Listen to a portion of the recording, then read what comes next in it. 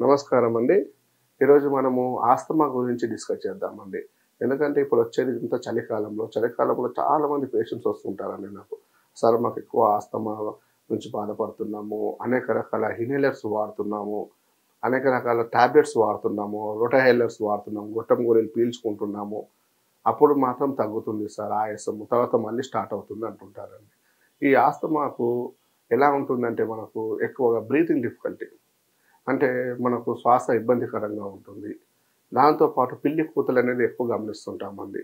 వాళ్ళు night time పడుకున్నప్పుడు నోటి నుంచి గాలి తీసుకుంటారు. ముక్కులు మూసుకుపోతుంటుంటాయి.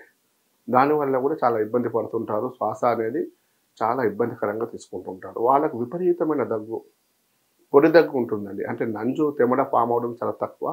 పొడి దగ్గు. ఆ పొడి దగ్గు డ్రై కఫ్‌తో పాటు ఆయాసము, బ్రీతింగ్ డిఫికల్టీ ఉంటుంది. ఇలాంటి లక్షణాలనేటివి ఈ ఆస్తమా పేషెంట్‌లలో చూస్తుంటామండి. ఈ ఆస్తమాకి ఏంటంటే మనకు 2 రకాలుగా ఉంటుంది. మన డస్ట్ ఎలర్జీ. ఇప్పుడు మనకు అప్పర్ రెస్పిరేటరీ ట్రాక్ ఇన్ఫెక్షన్స్ అంటాం. అంటే మనకి ఇక్కడ నుంచి, కింద నుంచి పై వరకు ఎళ్ళిందంటే మాత్రం పైనుంచి ఇక్కడ వరకు గొంతు వరకు ఉంటే అప్పర్ రెస్పిరేటరీ ట్రాక్ ఇన్ఫెక్షన్స్ అంటాం. అంటే డస్ట్ ఎలర్జీ, మనకు సైనసైటిస్, అలాగే మనకు కొన్ని రకాల ఎలర్జిక్ రైనైటిస్, కంట్లో దురదలు, ముక్కులో దురదలు, కంటి నుంచి నీరు కారడము, అలాగే కంటిన్యూయస్‌గా తుమ్ములు రావడము, అలా ముక్కు నుంచి నీరు కారడం, ఇవన్నీ కూడా అలెర్జీస్ అంటాం. Dust allergies. ఇవన్నీ కామన్‌గా మనం వెదర్ చేంజ్ అయినప్పుడు గానివ్వండి, డస్ట్‌కి ఎక్స్‌పోజ్‌గా అయినప్పుడు గానివ్వండి, చల్లటి ప్రదేశాలకు వెళ్ళినప్పుడు గానివ్వండి, ఇలాంటప్పుడు మనకు ఈ డస్ట్ అలెర్జీ ప్రాబ్లమ్స్ వస్తాయి. ఆ ఎలర్జీస్ కనుక ఏమవుతాయి, ఎక్కువ సంవత్సరాలు ఆ ఎలర్జీ నుంచి బాధపడుతూ ఆ ఎలర్జీస్ కనుక లోపలి లంగ్స్ వరకెళ్తాయి. అంటే ఊపిరితిత్తుల వరకెళ్తాయి. ఊపిరితిత్తులో ఏమవుతాయి, ఆల్వియోలై ఉంటాయండి. అంటే మనం గాలి గ్రంథులు అంటాం. ఆ గాలిని మనం ఏం చేస్తుంటది, అది ఎప్పుడు పీల్చుకొని గాలిని మనం వదిలిస్తుంటుంటది. ఆ ఆల్వియోలైకి ఇన్ఫెక్షన్ అయినప్పుడు, అలాంటి వాటికి మన గాలి అక్కడ ఆల్వియోలైలో మూసుకొని దగ్గరకొచ్చినప్పుడు మనకు శ్వాస ఇబ్బందికరంగా ఉంటుంది. అంటే ఇన్ఫెక్షన్ అనేది ఉంటుందక్కడ. అందులో కొంత మనకు తెమడ కూడా ఫార్మ్ అయి ఉంటుంది. కొంతమందికి నీరు చేరుతుంటది. ఇలాంటి కొంతమందికి ఇన్ఫెక్షన్ చేరుతూ ఉంటది. ఇలాంటివి ఎక్కువ ఈ ఆస్థమాటిక్ పేషెంట్‌లలో చూస్తుంటాం. వీటికి సీజనల్‌గానే, అంటే మరి సమ్మర్ వచ్చిందనుకోండి అంత బాధపడరు. ఎక్కువ వర్షాకాలం, చలికాలం విపరీతంగా బాధపడతారండి. కాబట్టి మన ఆస్తమాకు మన దగ్గర పర్మనెంట్‌గా శాశ్వతంగా తగ్గే ట్రీట్మెంట్ మా దగ్గర ఉంటుందండి.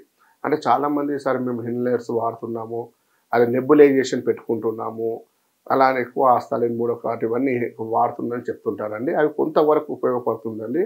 కానీ మీరు మన దగ్గర ట్రీట్మెంట్ స్టార్ట్ చేయండి. ఆస్తమాకైతే మళ్ళీ రాకుండా 100% మనం కాన్ఫిడెంట్‌గా చెప్పొచ్చండి. మళ్ళీ ఫ్యూచర్‌లో రాకుండా కూడా మనం పర్మనెంట్ క్యూర్ చేసే విధంగా మెడిసిన్స్ ఇవ్వచ్చు. ఎందుకంటే మనకు చాలా మందిలో నేను ఇచ్చే ట్రీట్మెంట్‌లలో ఆస్తమాకు మినిమమ్ 70-80% పేషెంట్స్ సాటిస్ఫాక్షన్ ఉన్నారు.